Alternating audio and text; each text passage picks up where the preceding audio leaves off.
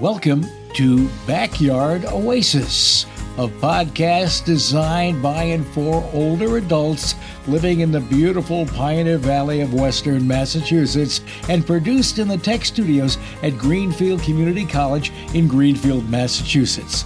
Backyard Oasis reaches out to older adults who seek knowledge to help them live more thoughtfully, healthily, and happily, who hope to inspire others with their ideas, and who serve their communities in the interest of the greater good. We hope you join us frequently in our pleasant Backyard Oasis for wide-ranging conversations with a diversity of people who are growing older and want to talk about it. Hi, I'm Denise Schwartz, your host. So let's think about these two things as we start our conversation today. 1, global economic systems are driving the destruction of the Earth's natural systems. And 2, our economic system is out of sync with the ecosystem on which it depends. And now here are 2 more things to think about. There are 2 of the many big questions we're going to ask today. Here's one of them. Why is the environment being left out of so many of the world's economic systems? And why are economists and environmentalists not working together to assign responsibility for ecological degradation? Well, my guest, beekeeper and environmentalist Dan Conlon, asked these questions and others, and he suggests that there are practical ways to build global economic systems that improve the Earth's environmental systems that we depend on to exist. Let's find out more about that. But first, more about Dan. He's a professional beekeeper, along with his wife, Bonita, managing Warm Colors Apiary in Deerfield, Massachusetts, for honey production, crop pollination, and raising bees. He works with the ARS USDA Genetics Lab, identifying inheritable genes that improve honeybee defenses against varroa mites, with the goal of managing honeybees without harmful chemicals or contributing to environmental threats. Dan is also the past president of the Massachusetts Beekeepers Association, of the Russian Honeybee Breeders Association, and he's on the board of directors of the Eastern Apiculture Society and other agricultural associations. He received the EAS Beekeeper of the Year Award in 2004 and the Massachusetts Beekeeper of the Year Award in 2005. He's written articles for bee magazines and contributed to numerous books on honeybee management. Hello, Dan. Hello, Denise. So we have a lot to talk about in today's conversation, and I want to start by talking about how our conversation nationally about environmental issues started here in the 1960s, pretty much with the publication of Rachel Carson's book, Silent Spring. That was her attack on the indiscriminate use of pesticides. Remember that? I do. Mm-hmm. And then there was an oil spill back there in the 1960s. That was in California. It fouled all those beaches with millions of gallons of oil. Remember that? I remember that more than once, by the way. Yep. And then, of course, the Cuyahoga River in Ohio, it was filled with chemical contaminants, and it burst into flames. Yes. Yeah, I remember that too. So people started talking about the environment. Concern about its health was growing. And because of public concerns about air, water, and other environmental pollutants, President Richard Nixon presented the House and Senate with a 37-point message on the environment, and that led to the creation of the Environmental Protection Agency way back in 1970. So what we're going to talk about is like we've had 50 years of environmental policies, and yet here we are. And you say we've wasted decades that could have resolved the worst activities that harm the planet. I want you to tell us what happened. But first, before we do that, and so you can prepare, I want to read something else, if you don't mind. Sounds good.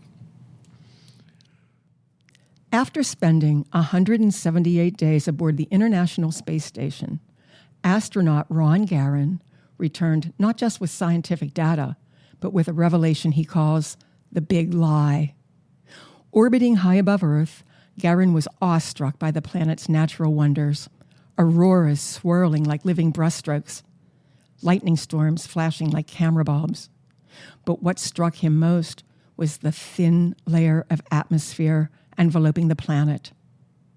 A fragile veil standing between all life and the void of space. In that moment, the Earth seemed both resilient and heartbreakingly vulnerable. From his unique vantage point, Garan saw a planet with no borders, no political lines, only one interconnected home. But on the ground, humanity continued to divide and exploit. He came to a stark realization. The world's systems are upside down. Our economy treats the Earth as a disposable resource, a subsidiary of profit. To him, this illusion is the big lie, the belief that growth should come before sustainability. Garan insists the correct hierarchy must be planet, society, economy, a realignment that recognizes Earth's survival as the foundation of all progress. What do you think about that, Dan? That's what we're going to talk about today, right? I think it's perfect. It summarizes the problem. Yeah, I feel that too. Well, before I started to read that, and I will put a link to that. You can find what Astronaut Garan said on YouTube. We'll put a link to that at the end of our show today, so you can find it. And all of that I just read was attributable, so we can look at that. But before I read that, we did start talking about the Environmental Protection Agency, which was started back in the 1970s. And we were going to talk about, well, and here we are. What has happened since then? So why don't you begin? Well, first of all, the EPA, I think, did do a tremendous amount to improve conditions. They did clean up a lot of the waterways. They did improve the air quality. And they have been very good at improving a lot of our original problems. Today it seems that they've kind of gotten a bad rap because they are regulatory and they go after violators. These violators seem to get a lot of support, and I think that's a mistake. We need some agency, some group out there that is watching over us and making sure people are not adding to the what I always refer to as that's the commonwealth of all of ours. That's right. It's our commonwealth, the air quality, the drinkable water, all those conditions, the good soil. And we need somebody with authority to come in and intervene and make sure people are not ruining that for the rest of us. I wanted to go back just for a minute, just to read a few of the points that were in that 37-point message that President Nixon presented to the House and the Senate, in which the House and the Senate approved. And there were very, very many of them. He said that the Environmental Protection Agency would have the capacity to do research on important pollutants, irrespective of the media in which they appear, and on the impact of those pollutants on the total environment. He said that the EPA would be able to establish quantitative environmental baselines critical for efforts to measure adequately the success or failure of pollution abatement efforts. He said that the EPA would be able, in concert with the states, to set and enforce standards for air and water quality and for individual pollutants. He said that industries seeking to minimize the adverse impact of the activities on the environment would be assured of consistent standards covering the full range of their waste disposal problems. I mean, there's more and more and more. Mm-hmm. Well, in our lifetimes, I can tell you when I first moved to this area, Western Mass, you wouldn't stick your big toe in the Connecticut River. I remember. And now it's so much cleaner. I remember that we had lots of basically raw sewage with what we called straight pipes going into rivers from homes. That's all been corrected. There's been a lot of improvements. Industry has had to clean up their act. They can't just dump a lot of bad air out of their smokestacks. They have to put the scrubbers in. And yes, these were all expensive changes, but the taxpayers really subsidized so much of that, and that was a good use of money, I think. But that's kind of what we're talking about today. Right. Why does every time we have a Superfund crisis, do the taxpayers have to pay for all of that? And I think that's where our financial system fails us. Well, let me just say this. You said that the dominant financial system has been to produce a product and sell at a profit. Correct. What about that? Well, I mean, I don't have a big issue with that, being a small business person myself, and you have to make a living at what you do. I think what we have done is take the raw materials that are out there, wood, minerals, Right. gold, whatever, and we've basically let these same activities use all of that, but they don't have to fix it or go back and repair what they've done or replenish it. Replenish it. We don't think about That's that. right. So we need two things. We need, first of all, don't degrade the earth in the first place, but also we're taking things out of the earth so rapidly it doesn't have time to renew itself, because earth will do that. The planet will do that, but it needs time. So we need to apply some sort of incentives, and I think that comes in the form of have the people who are causing these problems to be responsible for these problems. And that starts with an economic responsibility.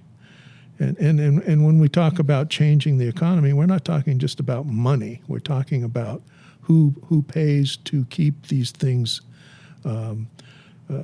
takes care of the toxicity that's created perhaps in industry, who takes care of the air pollution, who takes care of the water pollution. And all of these things are so essential to the future of the planet and to us. Mm-hmm. It's in our best interest to have a system that, in fact, doesn't continue to add to the problem we have. So we're talking about creating, or you're saying that we might want to start to consider creating an economic system that looks at the environmental systems first. That's right. Are other countries doing that? And if so, how did they do that? Well, a lot of countries do it, and by the way, there are certainly circumstances that we do that now. For example, the nuclear energy industry, one of their requirements has always been that they had to put money aside for the eventual decommissioning of nuclear plants. In other words, the money that goes to closing them and taking care of their problems, nuclear waste is what it is not paid for by the public. Well, indirectly it is, because it's going to come out of whatever electrical fees you paid at some point. But the point is, they are accountable for doing their own cleanup, and it's supervised by the Nuclear Energy Commission. Okay. So that's a good system in that sense. They do have responsibility. So there are certainly industries that have that attached to them. But there's other examples that you get, which is, for example, public lands. Mining is done on public lands, All right. but they pay very little back to the government coffers, which is the people's money. And same with ranchers out west. They graze on public lands, and they pay very little per acre to put their cows out. I don't have a problem with some of the public lands being used for certain activities. However, it should be sort of what the going rate is in the markets, and that should also be required that, for example, when they started doing coal mining that's strip mined, they just take mountaintops away. Well, Right. They did turn around and say, well, you have to reclaim this, plant trees, and some of those places have become parks today. So, Some have. but there needs to be more of that kind of activity.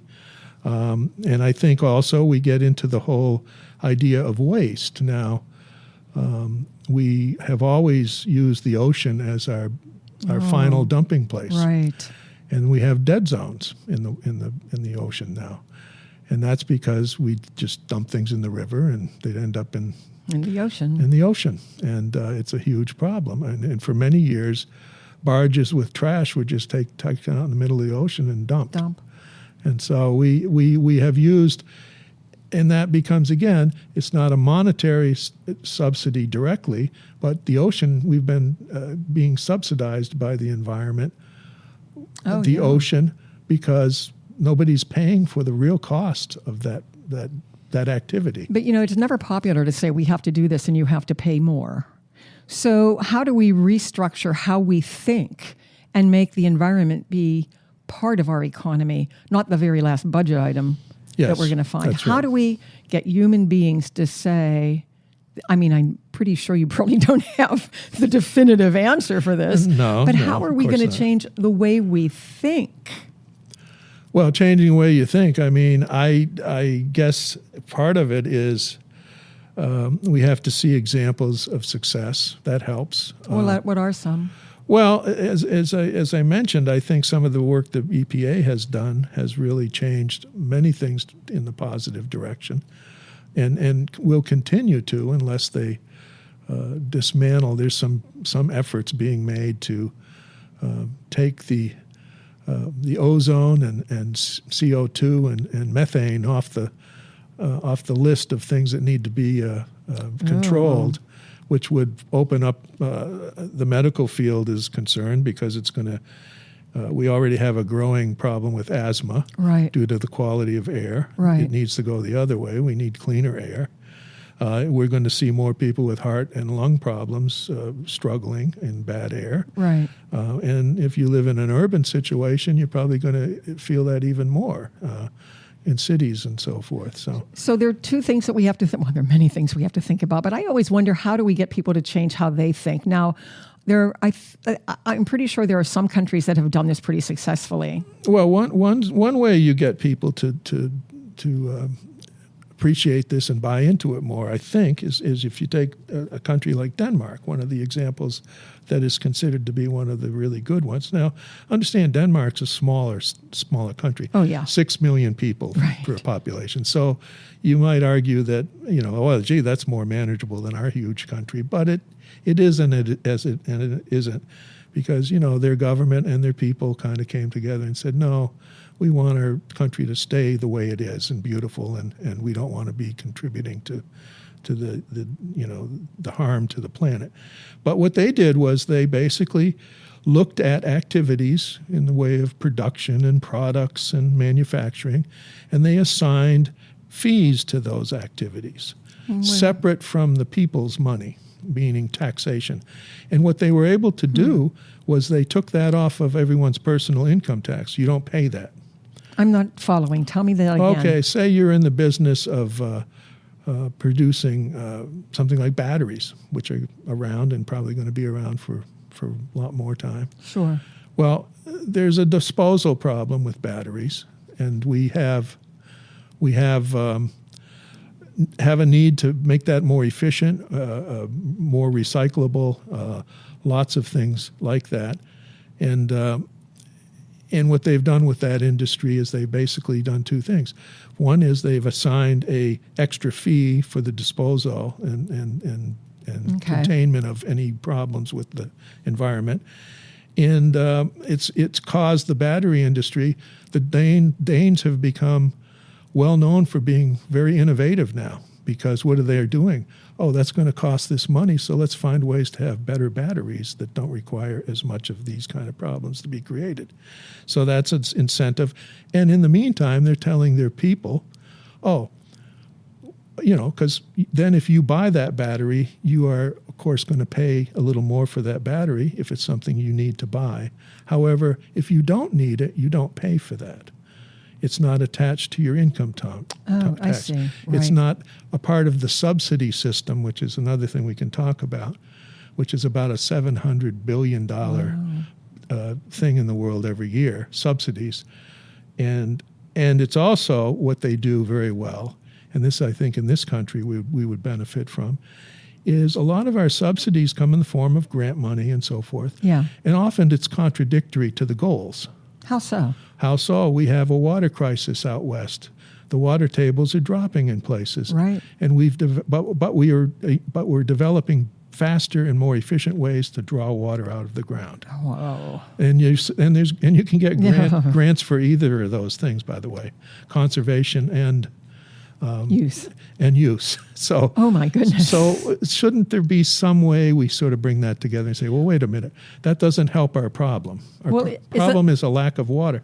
What we could do, what we do know, and it's, I think, a lot of the African countries have developed this effectively, is drip irrigation. Now, drip irrigation uses about 1/10 of the water for crops, and it's more effective and it works better. Then doing what? What does it replace? Having trench irrigation or overhead spraying of water. So much of it evaporates off and it doesn't go to the roots of the plant and so forth. Drip irrigation, you put it right along the roots, and it just applies those waters to that particular plant that you're trying to grow. So that's one. Those are just examples of, how these can be improved. But those would be better uses of grant money, wouldn't you think, than saying... I would think, but don't we come back to profits? Somebody else profits from having the other uses. Well, okay, but they also profit. It takes a little more labor for drip irrigation to put it in. So you actually need more labor, more jobs for that. You also have a whole industry that would probably come out of that more so than right now. And so the other incentives become that these companies that manufacture things, for example, we share a mutual friend in Deerfield who's got the living roof business. And, yes, that's right. We do. I love that idea. Let's talk about that. That again is another alternative option that, yes, it costs some money, but it also saves money. And for urban environments, it saves taxpayer money in the form of flooding in the streets, overloaded sewer systems during too much rain. Oh, but we should describe what that is. Well, a living roof is simply plants on your roof, and they use a shale base that soaks up a lot of moisture and holds the water and releases it more slowly. They use... Our friend Yop uses sedums, different sedums. And they're beautiful, by the way. Yeah, it really does look kind of cool. And a lot of the cities, two cities at least right now have adopted that as part of their new building policy, which is New York and Cambridge, Mass. What was that again? New York City and Cambridge, Mass have, for new building, you either put up solar panels or you put living roofs on. And so that's kind of revolutionary, and as I understand it, Hartford and Providence, Rhode Island are also considering and doing the same thing.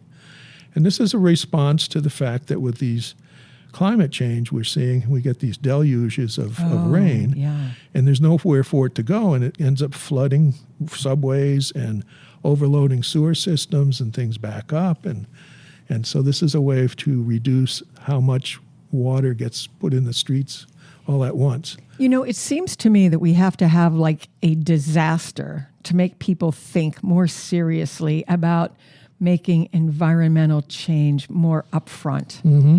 Yeah. I mean, you just talked about floods and how damaging those can be, especially in urban environments. And so if we can contain some of the rainwater or some of the other water with, what did you call them? What kind of roofs? Living roofs. Living roofs. I don't know and other things. There may be another term for that. There might be. All I can remember is looking at the sample that Yop had and how beautiful it was. Yep. And how I thought this not only contributes to the aesthetics of an urban environment, but it also helps minimize problems. So that seems so wonderful. Yeah. And there's look at all the other things that are going on. The world's fresh water. Okay. People don't really understand that we don't have the fresh water we think we have. Only about 0.5% to 1% of all of the fresh water in the world is actually something humans can consume. How much? About 1% of it. Now, 50% of all the people in the world live in drought conditions. That's just going to get worse. That's just going to get worse. And a whole lot of these things can be mitigated by making some of these changes. And so, there are ways to hold water. There's ways to contain it when you have it. And rainwater can be saved even here. We have a rain bucket, a barrel actually, to collect rainwater. Although, honestly, we haven't needed to use much of it. Not yet. Not this summer. We put it in during a dry summer and thought, what a great idea, and it's been overflowing ever since. But don't worry, it'll fill up. Yeah, it will. It will. So let me ask you while you're talking about that, do you think small personal changes like that have an effect? I mean, I'm thinking about... I do. I always go back to these are wonderful ideas, but getting human beings to say, I'm going to do that. It's going to mean that I have to do a little more work. Maybe I won't. I'll just let it go. That's usually how human beings are. Mm-hmm. But we have had some big changes. Like, you know what comes to mind right away? Shopping bags in grocery stores. There you go. At one time, I thought, you're never going to get people to take these bags and put them in their car and take them into the grocery store all the time. Yep. But they did. How do we get it? How do we get to the point where people are going to be willing to say, okay, I'm going to do this. I'm going to put out a rain barrel. I'm going to stop mowing my lawn until the end of May. I mean, I'm going to stop mowing my lawn, yes, until the end of May. How do we get human beings to do that? And not just tax incentives or things like that. How do we change their minds? Well, like I said, I think it's sort of a show and tell thing. Your neighbors may not like you leaving your grass growing to 3 or 6 inches, but but we do know from studies that beneficial insects are returned when they've done that, and there's a lot of pluses there. And I think I think individuals is where it starts. It has to start somewhere, and it has to start with individuals. I think that you get enough individuals making those demands on businesses, on community government, right? Then you start seeing the changes, because most of the shopping bag changes came from the towns saying, we don't want to use plastic anymore. Right. That's how it started. And that was the result of a lot of citizens bringing it up, and then talking to the businesses, and businesses saying, oh yeah, we can go back to using paper and take people's shopping bags. That can work. And it's in their best interest, because they're saying, oh, we're listening to the people, our customers. We want to do right by our customers. And so a big part of that is you get enough individuals saying we're going to do this, and it works. It will work. As we used to always joke in our family, that's how you get a politician's attention. You get a big enough crowd moving in one direction, the politician runs to the front to act like they're leading. So I think there's truth in that. That's a pretty good example. Yeah, Dan. isn't it though? Isn't it? But that's I think. I just want to bring something up, not to just say yay me, but so for the last couple of years we have been doing No Mow May, and I know a lot of people say yay, that's good. No, that's not. But we did that. We didn't have our grass cut. And at one point I looked in the backyard, and it was like one of those fields you might see out in the Midwest where the really tall grass is blowing in the wind. And I had two thoughts. Wow, that is really beautiful. I mean, it really was beautiful. And then I thought, that's going to be really hard to cut at some point. But then I want to say something. Just last week, we had a bunch of people over. You might have been one of them. And we were on our back deck, and somebody said, why does your grass look so good? Now, look, we live up on this ridge. It doesn't have good dirt. The grass has never looked good. But I said, because we don't cut it until the end of May. And I was hoping that maybe just one person sitting on that deck heard that and said, maybe next year I'll do the same thing. Yep. So what we're talking about now, economic systems, kind of reversing themselves and looking at environmental systems is really important parts of the economic system. Maybe talking about this and having listeners say, okay, I heard that. How do I start to think about that? How do I make some progress? How do I help move this forward? Maybe this will be helpful. No, and what you're saying, I think, is a good example. There's a lot of benefits to letting your lawn grow longer. It depends how long you want to leave it that way. But no, it's true. If you let the grass start out growing to some length, the roots go down. I know. So now you have deeper rooted plants that are going to basically keep that top greener longer. And it looks healthier, so it must be healthier. Yeah. So, and you throw a little bit of clover in there, you've got legumes. They're going to draw nitrogen down into the soil or out of the soil and become a better place for other plants to grow as well. So you're building soil indirectly. And so, a lot of these things, I think you have to take the time to educate yourself and say, there's a reason you do this. And good for you. For telling people at the party that, that's the reason it's looking so good. It's true. Because, people are really sensitive about their yard, the way their yards look. I know. And look, it was looking really good. That's right. So it's kind of like, you don't have to, it doesn't have to be in conflict with ideas. It can be the same idea too, So that's a good example, I think. And I think that is is true of most of the things that we are talking about. Obviously, everybody wants clean air. Right. People want good tasting water. Right. Because if you've been in towns where the chemical use is so much that you kind of go, yuck. It's nothing like the water I'm used to drinking. And, I've always thought it was sort of the funniest thing that we have this huge industry of selling bottled water. I do too. in plastic, by the way, which right. of course is another environmental degrader or harmful But, thing. we could all, since we're talking about this, we could all start looking for those bottled waters that are only sold in glass bottles instead of plastic and start buying those instead. Yeah. I mean, that's how things change. That's what I'm looking for. Yeah. Like, okay, another little example. Wanted to buy some mayo the other day. No more mayonnaise. So we went out, our grocery list, mayonnaise is on there. It's all in plastic containers, except for one. And it was a little more expensive, but I decided I'm going to buy that one. We need to start getting glass because we can use it in many, many ways. That's right. And it's much better for us. So those kinds of little things are things that I think we can do. Even though we started talking about big economies, global economies, and our global environment, I think it does come down to all of us doing our small individual things. But now, do you have any more examples you'd like to talk about before we wind down? Well, just the idea that, we had talked earlier about the UN being important.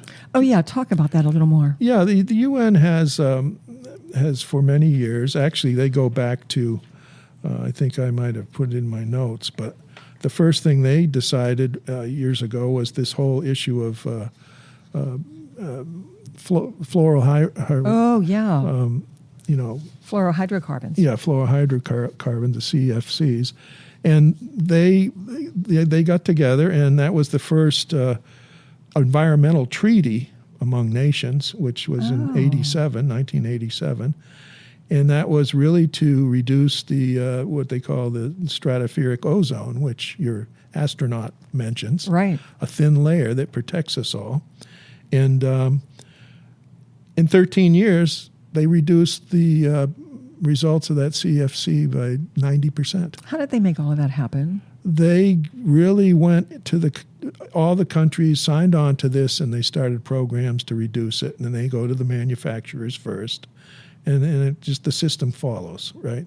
But everybody agreed this was something they could live with. Well, that's the key. People have to agree. Yeah, it's leadership. It's also coming out with the education, Not to keep dwelling on Denmark, but one of the nice things I was reading about Denmark was they start children at very early ages doing environmental projects.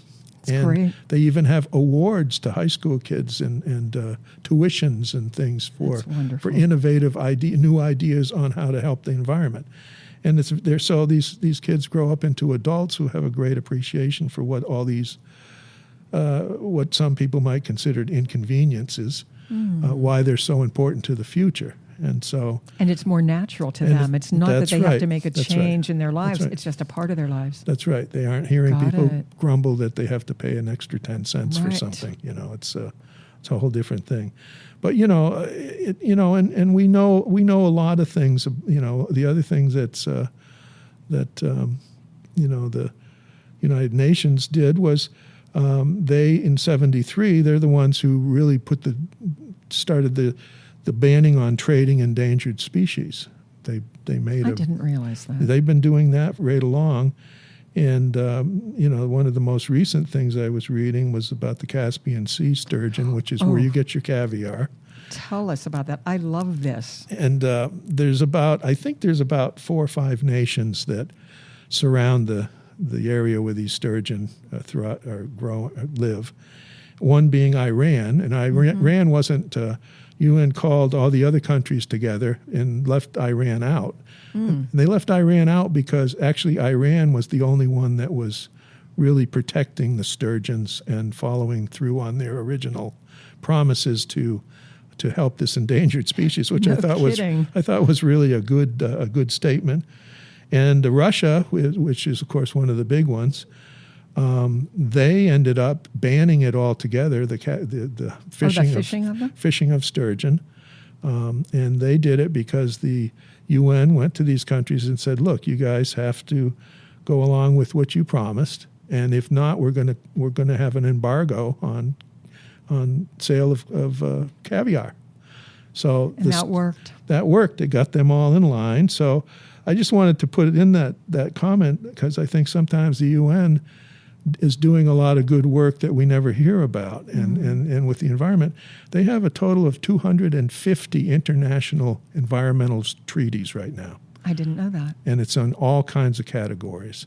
Not all of them are as effective, but many of them have really changed the course in some countries, particularly some of the African countries and so forth, that really need some help. They are living in areas where, water is a problem, and food insecurity is a huge problem, and so they the UN has taken a lot of very.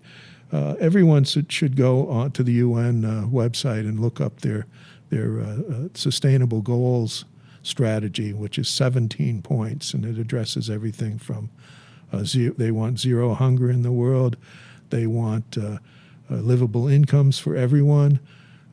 Some 700 million people every year are basically refugees in this world.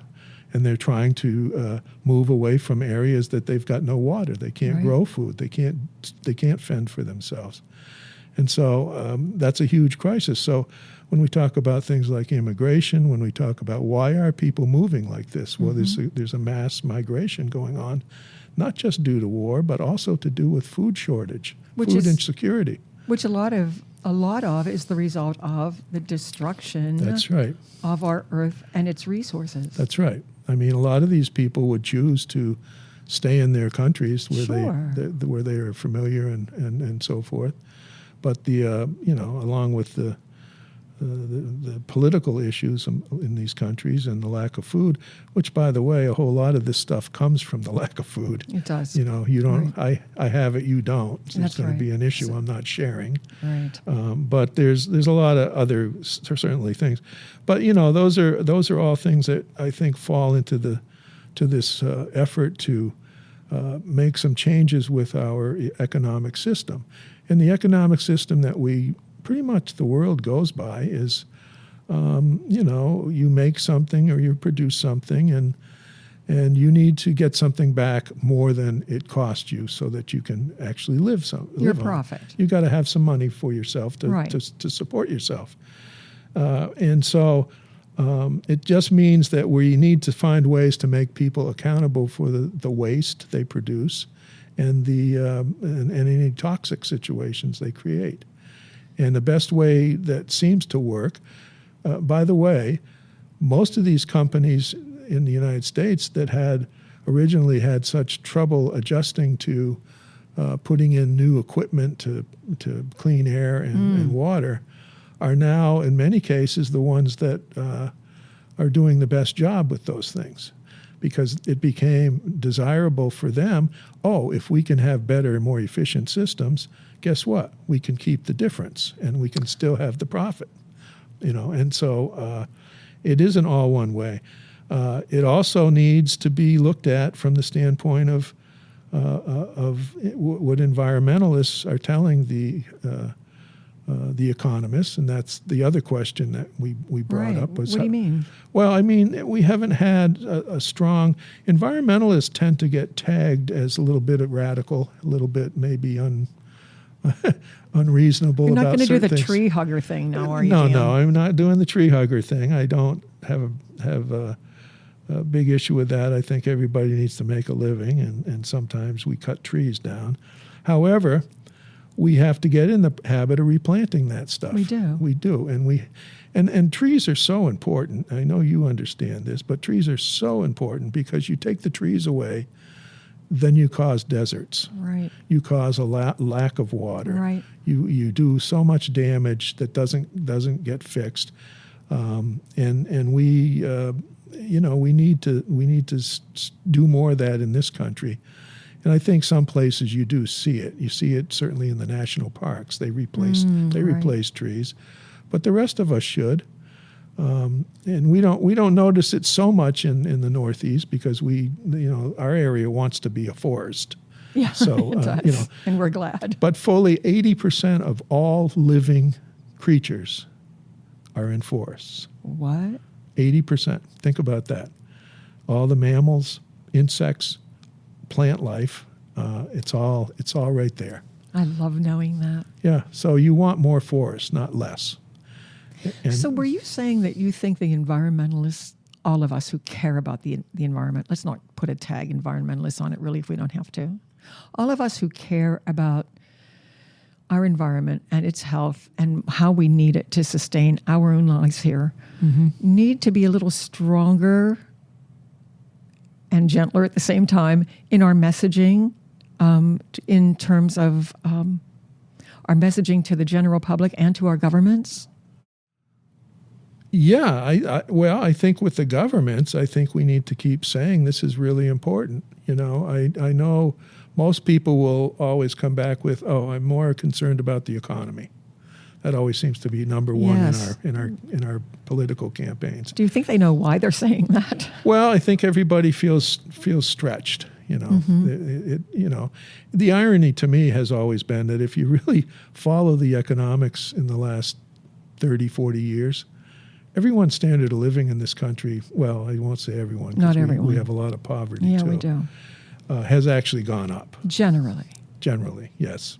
And that's sort of a whole nother topic, but because we have so many homeless people, and it's obvious to me that's a growing trend, which is not a good one. Not a good one, and it's sort of embarrassing to me that in this country of so much, we can't take care of some people. Right. And anyway, I'm getting off topic, but the point I was trying to make was really that some of these things should be automatic. You cut the trees, then you have an obligation to put some new ones in.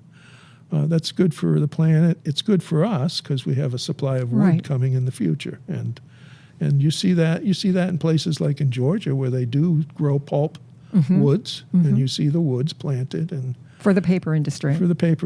And they keep planting and they harvest and they plant more and it's quite interesting. But there are some resources that we can't replenish, and we have to think about that. It's true. We have to think about that. I don't know what we do. We need more experts to tell us, or we just need to think more deeply and come up with solutions on our own. And yet, even though that sounds so sad, I know that you were saying before we started our conversation today that it might sound hopeless, but it's really not. There are a lot of examples of things that have changed and that are for the better. And maybe we should leave today on that note, if you can help us with that.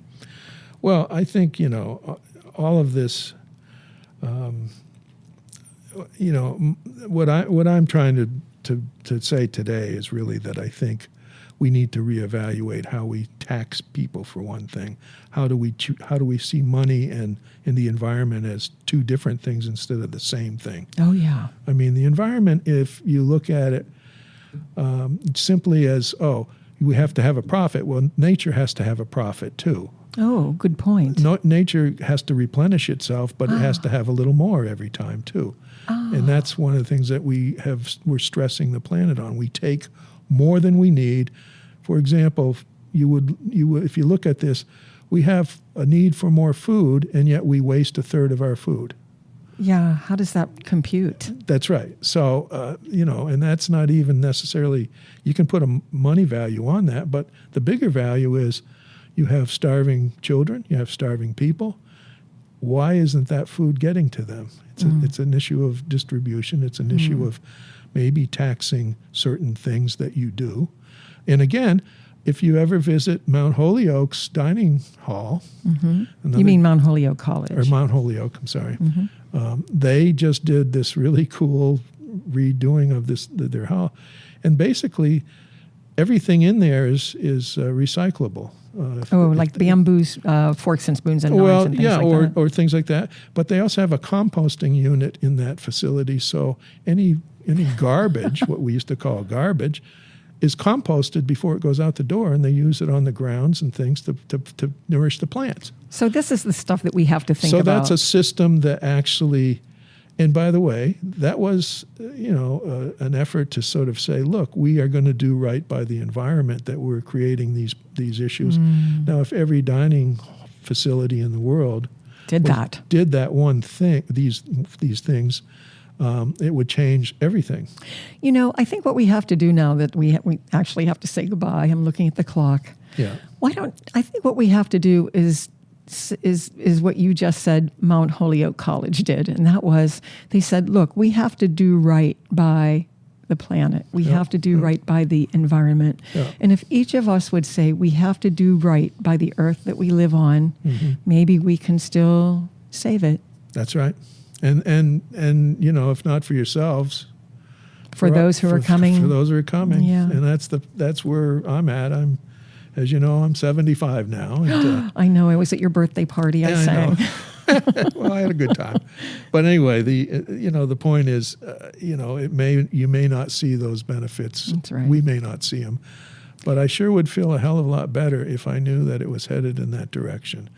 And I think we're trying, but we are kind of too slow with it. So it's not that we don't know how, because one of the things that always, when you ask how, to me, there's thousands of examples of how, and we just need to kind of pull those out and make sure everybody starts thinking about them. So part of today is not to say we're going to change the world or, absolutely, say a few things and have everybody go, I think most people kind of already know. That's right. Or you just haven't read a newspaper in 20 years. There's a lot of environmental issues that are going on. We just have to stop for 1 minute, all of us, and say, look, we have to start taking this stuff seriously. This is really the future of us. And by the way, I'll leave you on this one note. Nature is going to be here when we're gone. Right. Because nature will find balance.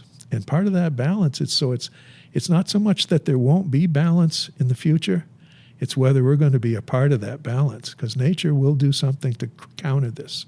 Mark my words. Look at everything you know about biology and nature. And when there's an overpopulation issue, when there's something comes along and evens it up, and then it's the cycles of up and down with every species is that way. And so I think that should be one of our final thoughts is just, it's not about balance because it'll happen. It's just that, are we going to be part of that? I really appreciate those words. So anyway, thank you for having me on the show. You're welcome. Let's you and I go out and do the right thing for the planet today and tomorrow. And maybe our listeners, 1 or 2, 3, 5, 100 of them, maybe even 1,000 of them will say, I'm going to do the same thing. And I think that will help. It will. Okay. See you at the next birthday party. Hopefully. Let's go do right by the planet. That's right. Bye, Dan. Bye, Denise. This concludes today's podcast. We're always looking for new ideas, so feel free to reach out to Judy Raper, Associate Dean of Community Engagement at Greenfield Community College at 413-775-1819 if you have an idea you'd love to share. Special thanks to the creators of Backyard Oasis, Denise Schwartz, Chad Fuller, Dennis Lee, and Christine Copeland. Have a great day.